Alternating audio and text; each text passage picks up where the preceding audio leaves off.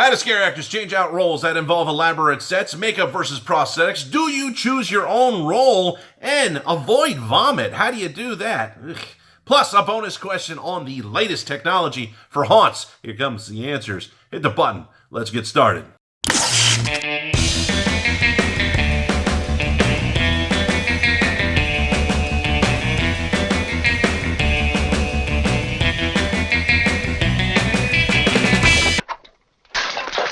Hey there, hi there, ho there. Andrew here, the horror host of Generations X, Y, and Z inside Davis Manor, finding humor and horror, and we're talking TV shows, movies, and haunts, focusing on the third one. Notice the new shirt! Notification Squad. Anyways, make sure you hit that subscribe button as we are about to answer the questions. And we start off things with Y, who asks the question, how do certain cast changes work? Such as where the actor is visible the entire time and doesn't pop out from a hole. For example, one of the Krampus houses had a girl with her legs in his mouth. How would a cast change with this work? Great question to start things off. When a character is out in the complete open, you have to do that tag out in a little bit of a different way. There are a few ways that characters are out in the open. They might be integrated with a prop of some sort. They could just be out completely in the open. They could be on a stage. We're just going to go ahead and focus with integrating with a prop, since you brought up the example of Krampus with the woman being eaten, which is a lot like the La Llorona scene that has been done as well. Plus the American Werewolf in London scene of the werewolf transformation. You also have the spine rip and body collectors. All of these are a scare actor that is integrated into the set somehow, some shape or form. Some of them are laying down, some of them are sitting, whatever it might be. But to do the change, the line has to stop. It's the only way to do it. And it stops briefly. How does it stop? Well, the ops person goes ahead and stops and clears that room. The ops person is also called a facilitator in some of the haunt industries out there as well. Basically, the line stops. They have seconds to go ahead and switch out.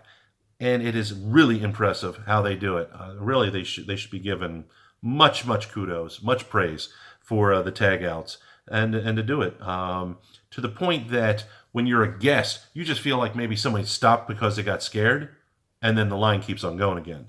That's how much time that they do, those tag outs. So that's the long answer. When it comes to other scares in open rooms or tag outs on stages, I could do that in a future video. If you're interested in that, anybody that's watching it, go ahead and leave a question on this video about that. Maybe you'll get your name and thrown into a future video. So let's go to the next question. And that goes to Gordon Farmer, who says, got a question for your Q&A. As a scare actor, do you prefer prosthetics or not? Well, Gordon, I really think that it depends on the scare. And when I say that, I mean prosthetics can be an awesome enhancer for a scare if it's lit well. If you're in the darkness, you can't see the prosthetic. It's completely pointless. So putting it on, you might as well just do some makeup and that's it. I can say that the makeup department for Universal Studios, I've seen them constantly evolve with the prosthetics, with their makeup, changing it. The makeup team and the creative team go through the different houses and the scare zones as well to see what does the makeup look like out as a guest. So they call an audible, they change things up here and there. So it's pretty impressive how they do it and how they work on it. And they want to have the best experience for the guests on there. Now, me personally, I can say that I've never worn any makeup in any haunt that I've ever worked. And except for a little bit of blood when I was Leatherface for Universal Studios, which makes me wonder, am I scary enough that I don't need makeup? And should I be flattered? Or should I be insulted? Adam Chiefus has a question about choice, which is, my question is, do you get a choice or preference whether you are in a scare zone or maze? Also, do you get to choose which maze or scare zone specifically you want to work in? Also, do you have any choice in what spot you hide in a house, or are you just assigned one without them ever considering your options? First off, Adam, that's not a question, that's 3 questions. But I'm not going to chop them up and put them in different videos because this has an overall theme. I guess you could call them follow-up questions, I don't know. First off, do you choose between a scare zone and maze? That is no. You have no choice where you are getting cast. And I have seen some actors say that they're too claustrophobic, and so it limits some of their areas. You can write that stuff down on your application. Just don't say that you're claustrophobic to get out of a role or to go and do something else. It's an easiest way to make sure that you're never cast again. The creative team, the show directors and stuff like that, they've got more things important to take care of rather than, oh, I really don't like this role. Can I have something else? Now, second, do you get to choose which maze or zone that you specifically want to work in? No, you are not a Hollywood Oscar award-winning actor or anything. You are a person that is doing a haunt. You were cast for a specific role because of your body type.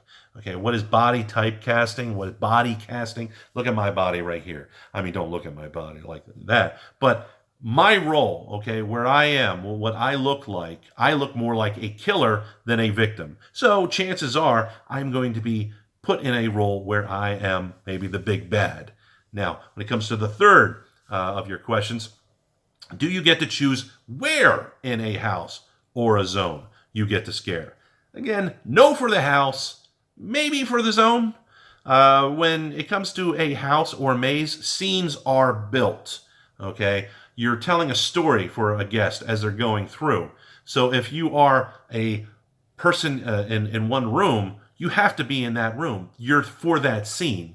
If you end up in another scene, it's going to ruin the moment and it's going to ruin the whole house for the guest. Big no-no. When it comes to the zone, you're in an open area. So you can kind of pick a couple of areas that you might want to scare, but you're not going to want to stay there the whole time because you're in a free roaming area and you're hunting out people.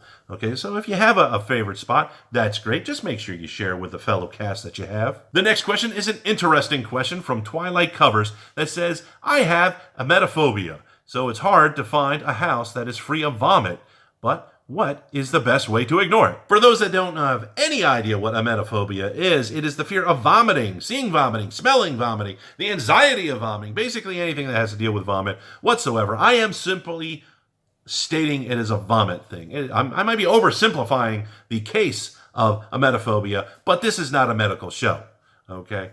My answer to you, Twilight Covers, is really this. What is your severity of it? If it's really, really rough, if you went to Halloween Horror Nights 28 and you went through Scary Tales, Deadly Ever After, and you went through the Humpty Dumpty scene and you heard the sound trigger of people throwing up and that was too much for you, then your best bet is to ask people coming out of the house, hey, is there any vomit scenes in there? Or if you know somebody that's already gone through the event, to ask them. Hopefully they don't spoil anything for you.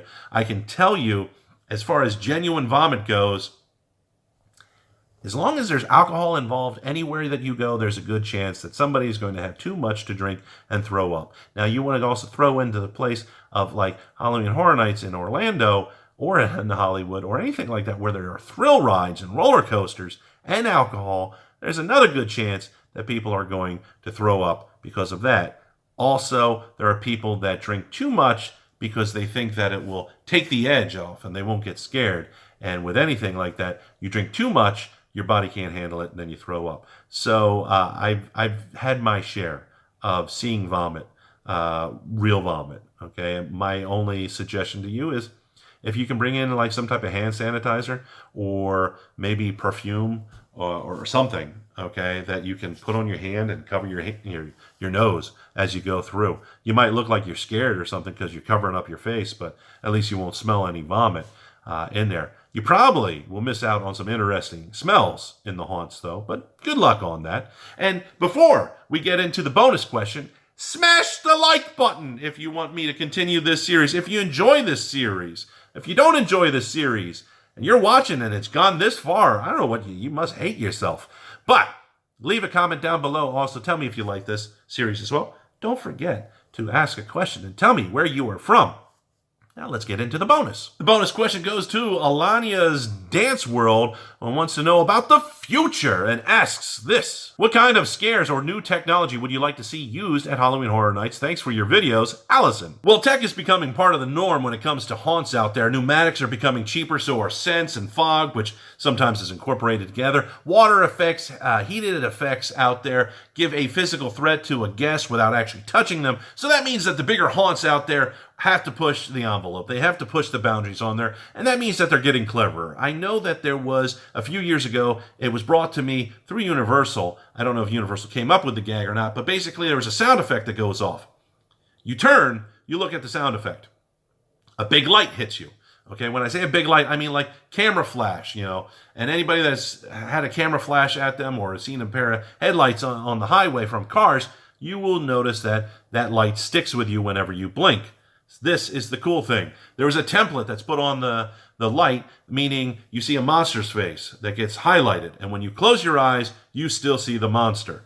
You can't get away from the monster even when you close your eyes. That is beautifully evil and creative at the same time. I love that. I would like to see that incorporated more often, as long as it was done in the right scenes. It doesn't need to be done in every house.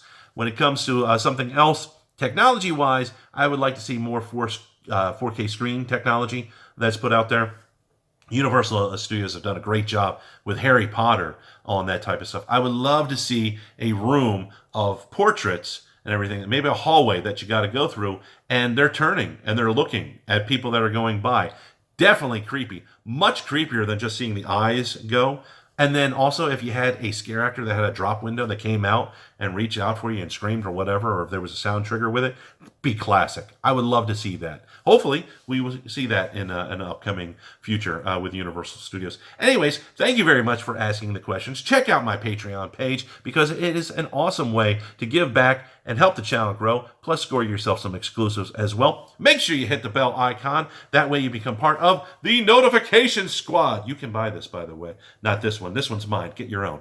Anyways, make sure that you become part of the notification squad. That way you get notified the moment that I upload. And I will see you in the next video.